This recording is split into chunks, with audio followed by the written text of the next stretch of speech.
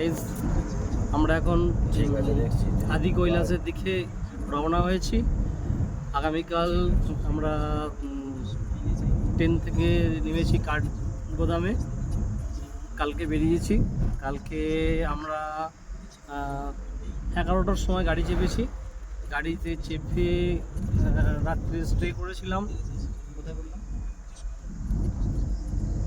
একটা অচেনা জায়গায় স্টে করেছি, নামটা এখন মনে পড়ছে না, পরে বলে দেবো।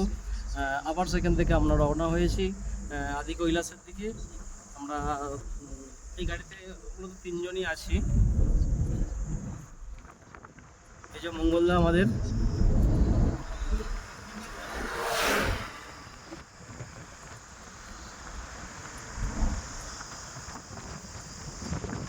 মঙ্গল আছে, সামনে চন্দন আছে,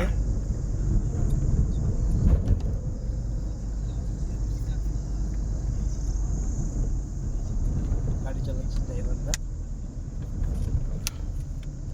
আমরা এখনো মনে হয় 2 ঘন্টার উপর লাগবে যেতে। দেখা যাক বাবার দর্শনে। বলে বাবা জয় বলে, হর হর মহাদেব।